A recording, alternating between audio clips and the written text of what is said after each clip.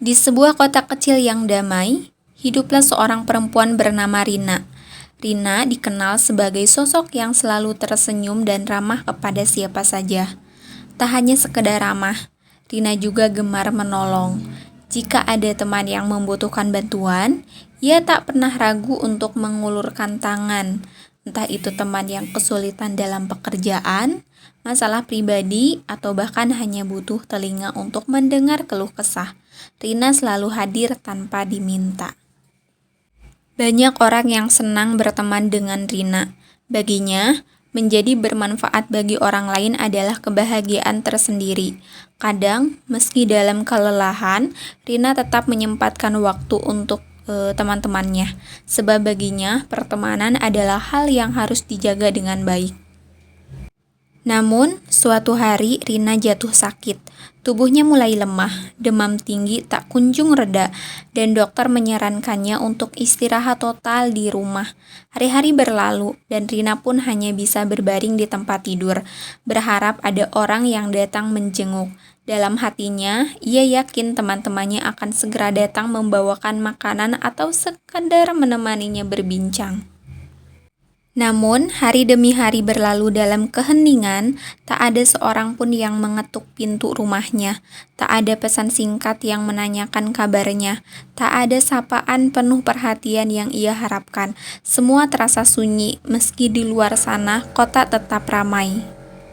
Pada awalnya, Rina berusaha memahami. Mungkin teman-temannya sibuk, mungkin mereka juga punya urusan masing-masing. Namun, semakin lama kesepiannya terasa menyakitkan, Rina mulai bertanya-tanya, apakah kebaikan yang ia berikan selama ini tak berarti apa-apa? Apakah pertemanan yang ia bangun hanyalah semu belaka? Waktu terus berjalan, dan akhirnya Rina sembuh. Namun, kesembuhan fisiknya tak seiring dengan kesembuhan hatinya. Rina merasa kecewa, kekecewaan yang mendalam, karena orang-orang yang selama ini ia bantu justru menghilang saat ia membutuhkan mereka. Satu persatu temannya mencoba kembali menjalin komunikasi, tetapi hati Rina sudah terlanjur tertutup. Ia tak lagi merasakan kehangatan pertemanan yang dulu selalu ia banggakan. Rina memutuskan untuk menjauh dari semua orang. Ia menutup dirinya, enggan bertemu, dan tak lagi merespon ajakan-ajakan yang dulu begitu sering ia terima. Untuk apa berteman jika pada akhirnya aku hanya sendirian saat butuh, pikirnya. Meski begitu, di balik keputusan Rina, ada perasaan yang tak terungkapkan. Rasa kehilangan, ia kehilangan kebahagiaan yang dulu ia rasakan ketika bisa menolong orang lain. Kebahagiaan ketika berbagi canda dan tawa dengan teman-temannya. Namun, rasa kecewanya terlalu dalam, sehingga ia tak mampu mengatasi ketakutannya untuk terluka lagi.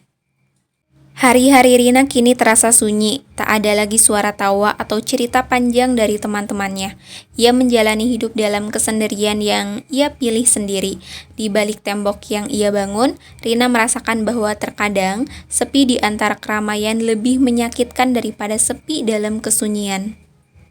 Namun, hidup selalu berjalan. Mungkin suatu hari nanti Rina akan menyadari bahwa pertemanan adalah tentang memberi dan menerima, bahwa tidak semua orang akan selalu hadir saat dibutuhkan, tetapi bukan berarti mereka tidak peduli.